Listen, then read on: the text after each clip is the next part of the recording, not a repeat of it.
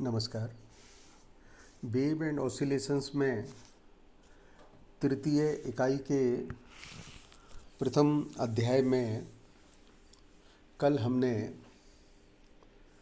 तरंग आकृति का मापन मेजरमेंट ऑफ वेव फॉर्म का अध्ययन किया था और इस अध्ययन में हमने फोरियर सीरीज को सीखा था। आज हम जो अध्ययन कर रहे हैं वह है मेजरमेंट ऑफ इंटेंसिटी। इंटेंसिटी जो साउंड वेव की है उसको किस प्रकार से मेजर किया जा सकता है। हमने द्वितीय इकाई में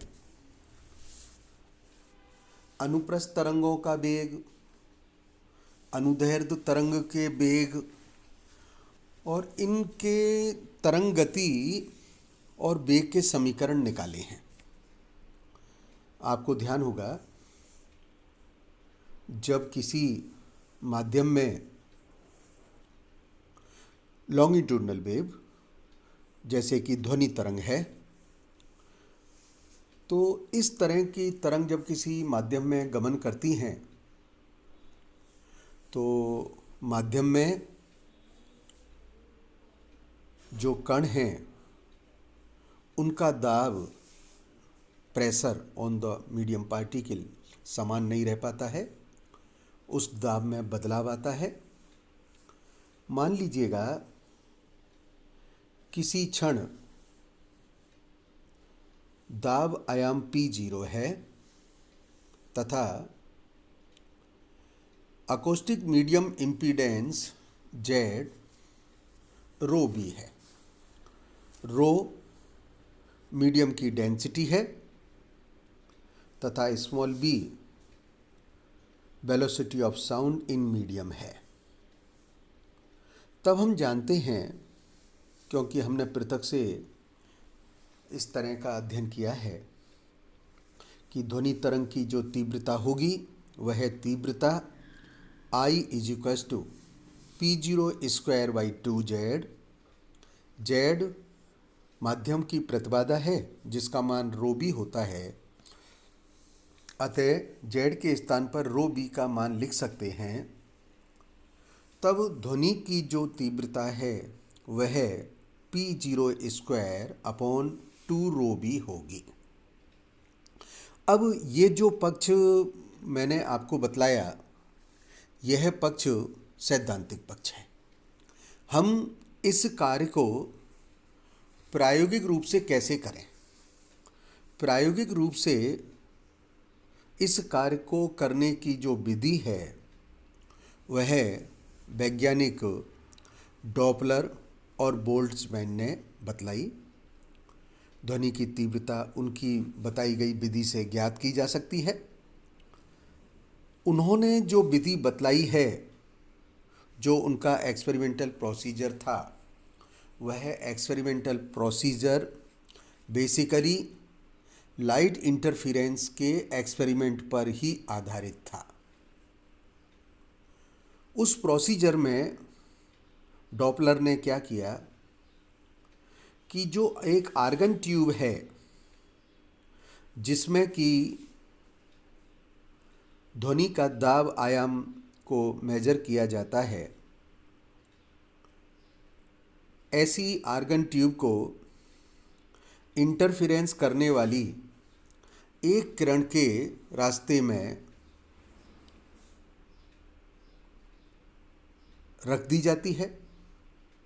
अर्थात एक वर्णी प्रकाश स्रोत का उपयोग करते हैं और एक व्यतिकारी तरंग के मार्ग में आर्गन ट्यूब को रख दिया जाता है।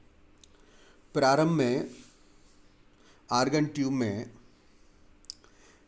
कोई भी ध्वनि उत्पन्न नहीं की जाती और ध्वनि उत्पन्न किए बिना व्यतिकर्ण फ्रिंजें प्राप्त कर ली जाती है। इस स्थिति को प्राप्त करने के पश्चात ऑर्गन जो ट्यूब है, आर्गन ट्यूब में कुछ साउंड क्रिएट की जाती है, ध्वनि उत्पन्न की जाती है। और जब हम जानते हैं ध्वनि उत्पन्न की जाएगी तो ध्वनि के अंदर संपीड़न और विरलन, कंप्रेशन और रेयरफैक्शन बनेंगे, जिसके कारण वायु के कणों का डेंसिटी चेंज होगा और वायु के कणों का डेंसिटी चेंज होने से प्रेशर का मान भी बदलेगा। इस सब का परिणाम ये होता है कि दोनों जो व्यतिकरण करने वाली तरंगें हैं उनके मार्ग में अंतर बदल जाता है, एक नवीन पथांतर उत्पन्न हो जाता है और नवीन पथांतर उत्पन्न होने के कारण जो फ्रिंजें हैं वो सभी फ्रिंजें विस्थापित हो जाती हैं। प्रयोग में हमारे पास ये सुविधा होती है कि हम जो फ्रिंजें विस्थापित हुई हैं उस विस्थापन को हम मेजर कर सकते हैं। मान लीजिएगा आर्गन ट्यूब में जो वायु भरी हुई है उसका रिफ्रैक्टिव इंडेक्स म्यू है और डेंसिटी रो पर वह किस प्रकार से निर्भर करता है, μ-1 इज प्रोपोर्शनल टू रो और μ-1 is equals to k rho, where k is a constant. अब हम इस समीकरण का पार्शियल डिफरेंशिएशन कर रहे हैं with respect to rho, so equation become d mu by d rho is equals to k। अब k का मान पूर्व समीकरण से निकाला जा सकता है और यह समीकरण का मान है μ-1 अपॉन रो। अतः जो समीकरण हो गई है d mu by d rho is equals to k और इसका मान d mu by d rho का मान μ-1 अपॉन रो है। अब देखिएगा, मान लीजिए नली की लंबाई स्मॉल l है और इसमें भरी वायु के अपवर्तनांक डी म्यू परिवर्तन होने से प्रिज्म का f भाग मान लीजिए विस्थापित हो गया है। तब प्रकाशिकी के सिद्धांत से हम जानते हैं कि जो पथांतर होगा वह पथांतर f lambda is equals to d mu L के तुल्य होगा। तो दोनों किरणों में ऑर्गन ट्यूब रखने से जो पथांतर बनेगा वह डी म्यू एल के बराबर होगा। अब इस समीकरण में आप डी म्यू का मान रख सकते हैं। डी म्यू का मान रखने पर हमें समीकरण प्राप्त होती है F lambda is equals to μ-1 upon rho D rho into L, और इसको मैंने आप देखिएगा समीकरण 1 से मार्क किया है। ऑर्गन ट्यूब में ध्वनि तरंग के गमन की जो घटना होती है वह घटना एडियाबेटिक होती है, जिसको हम लिखते हैं P V gamma is equals to constant.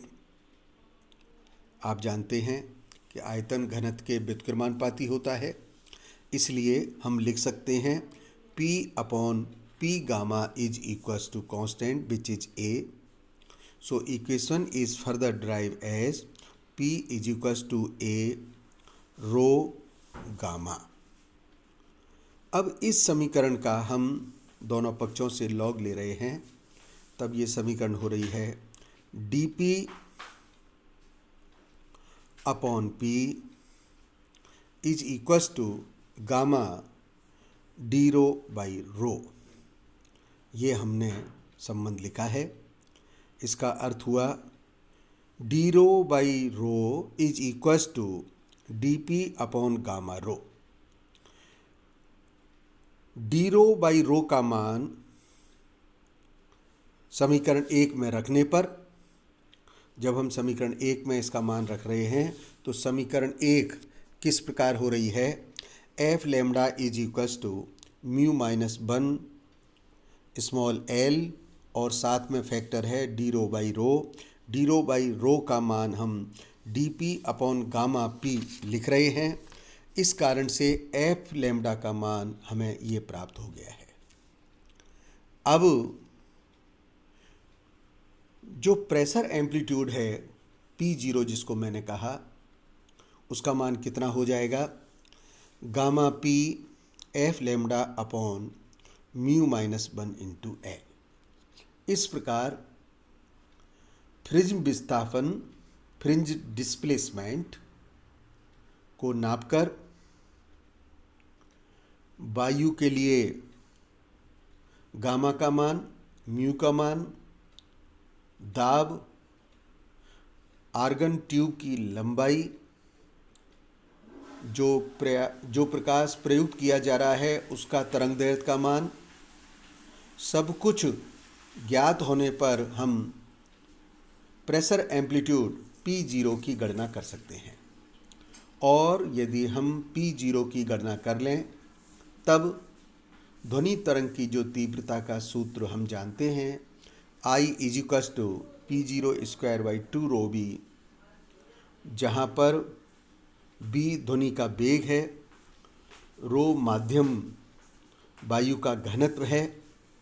इन सब के मान रखने पर, P0 का मान रखने पर, ρ का मान रखने पर, वेलोसिटी का मान रखने पर, इन सभी मानों को सब्स्टिट्यूट करने पर हम ध्वनि तरंग की तीव्रता का माप कर सकते हैं, उसके मान को ज्ञात कर सकते हैं। तो ये दोनों पक्ष, सैद्धांतिक पक्ष और प्रायोगिक पक्ष, ध्वनि तीव्रता के मापन के लिए हमने आज समझा है। धन्यवाद।